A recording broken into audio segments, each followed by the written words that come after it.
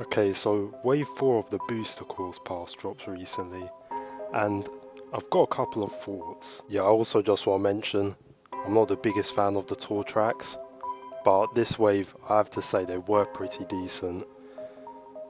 So, to start off with the Fruit Cup, we have Amsterdam Drift. So this is another city track that we've been getting quite a few recently. And actually, this is the first wave where we've had 3 instead of the standard, which has been 2 previously. And so with Amsterdam Drift, I think it was quite a unique one in comparison to the ones that we've had before, which have just been purely in the city. Whereas with this one, we had like a bit of a field area. It kind of gave me memories of Moo Moo Meadows, kind of. And yeah, overall, I think it was a pretty decent course. Then moving on to Riverside Park. This is probably one of the best looking courses in the Booster Course Pass overall so far. It pretty much looks like a base game 8 track, and they've just like continued the trend that they've had recently of just going all out on the Game Boy Advance courses for some reason. I don't know why they've been doing this, but like every wave where there's been a Game Boy Advance course, and even just in the base game, they've always just gone above and beyond for those courses. And then we have DK Summit, another fan favourite from Wii. I can't complain about that considering I started with Mario Kart Wii.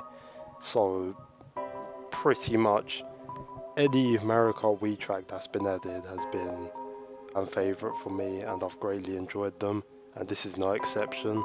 Also, I'm pretty sure like the hardcore fans are looking forward to doing some jank on this course. I've already seen stuff online. And then next for the final track we have the standard completely new track. Well, not really new because it's data mined from Tour, but they're just gonna call it new, so might as well just go along with it. Yoshi's Island. I'm really liking that they've continued the trend that they started with the Zelda track and Animal Crossing track of making slight alterations to make it feel more like the game that the tracks originate from, and adding some unique twists, like for instance the different coins, the different music that plays after the track, and just the overall art style. I think they did a good job of capturing the energy of the Yoshi's Island games with this track. Then moving on to Bangkok Rush, we have another tour track, and once again it's quite unique in comparison to the other ones in previous waves, with like the water section where you're driving through the water and you can do tricks off the different boats, and just like the fact that it's like during dusk as opposed to just being during like the standard daytime. Then next we have Mario Circuit DS, which has been getting quite a lot of hate. I've been seeing online a lot of people considering it one of the worst tracks in the Booster Course Pass as a whole. But to be honest, I always have a bit of a soft spot for these tracks like the Mario circuits, Toad circuits, Luigi circuits, whatever, just like the more standard tracks that seem to get a bit of hate, because they're some of the few tracks that I can actually play with basically anyone, because there are some people that struggle a bit with the more complex courses, but these ones that have like a line through them, have very clear paths, are always a lot easier for people to get used to. And then we have Waluigi Stadium, another one just like Riverside Park in the sense that it's also one of the best looking courses in the Booster Course Pass as a whole. This is also another one that, although not being from Wii, it was in Wii. It's another really good track. I like how they added the zero gravity sections to it. And then we have Singapore Speedway, probably my favourite tour track as a whole.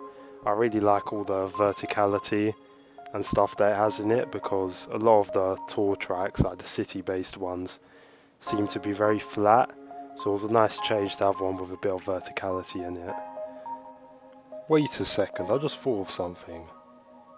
So we've got all these tour tracks based off different countries. Yet we don't have one based off Italy.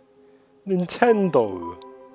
Your main character is an Italian plumber, and you haven't made a track based off Italy.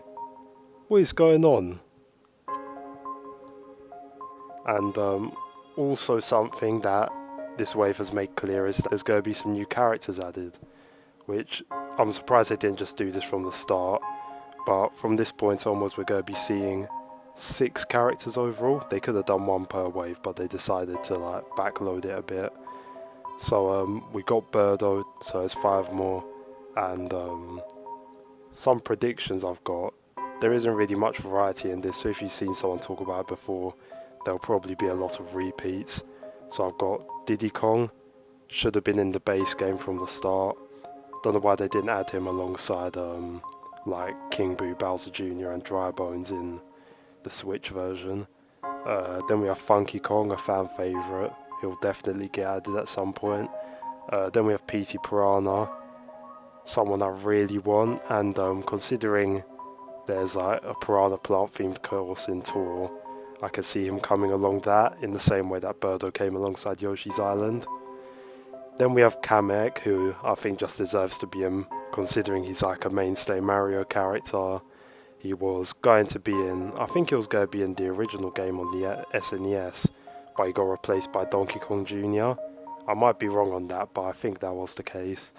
And then finally we have Pauline, which makes sense because if you look at more recent spin-offs, they seem to be trying to make her like a mainstay character alongside like the standard Mario, Donkey Kong, Bowser, Luigi, Peach, Daisy, Wario, Waluigi, Yoshi. Like all those characters are trying to make Pauline one of them, so it makes sense for her to get added as well. And yeah, that's everything I've got to say about Mario Kart at the moment. Probably at some point I'll go through and do reviews of the previous 3 waves, because I haven't really said anything about them because the channel didn't exist at that point. Also, make sure to check out another series I've started recently, where I'm going to run through all the games I played during the year of 2022.